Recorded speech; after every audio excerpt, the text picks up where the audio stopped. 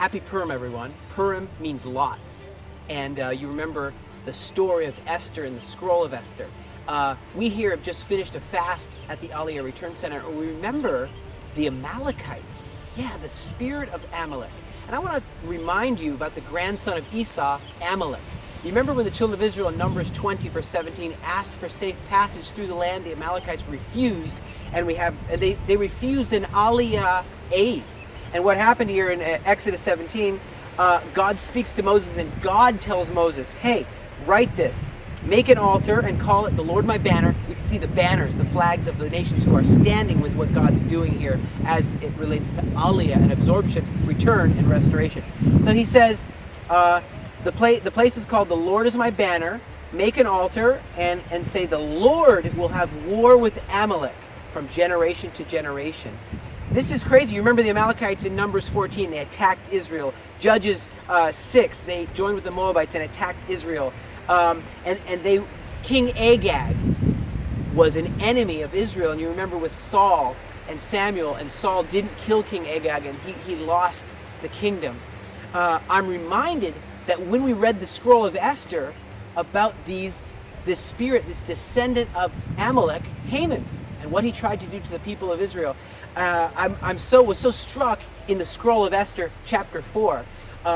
Where you have Mordecai going to Esther, and he says, Esther, listen, if you don't go before the king, don't think you're going to hide in his palace. You will not survive, Esther. You're going to die, and all your father's house, your family, along with you will die. And God will then raise up someone else, to go and be the redeemer, the rescuer of the people of Israel. But still you're going to die, Esther.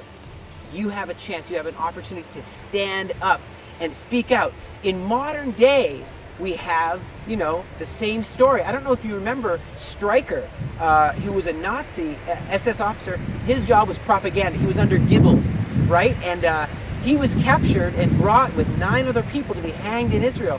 What did he say? He says, the Feast of Purim, 1946.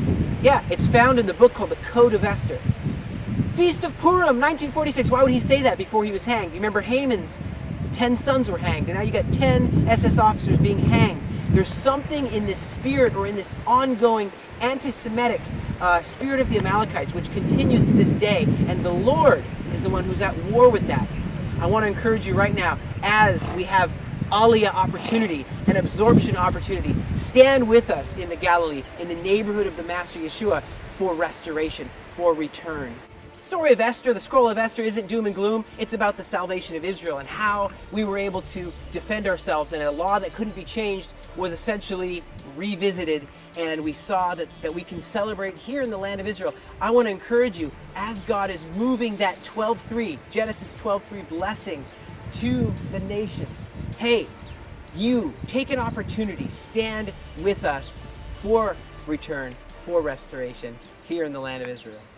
Practical, biblical education and training for Christians around the world, serving the people and land of Israel with unconditional love and an uncompromising faith. Please make your donation today. Your monthly gift is a commitment with us in blessing Israel, blessing God. The Aliyah Return Center.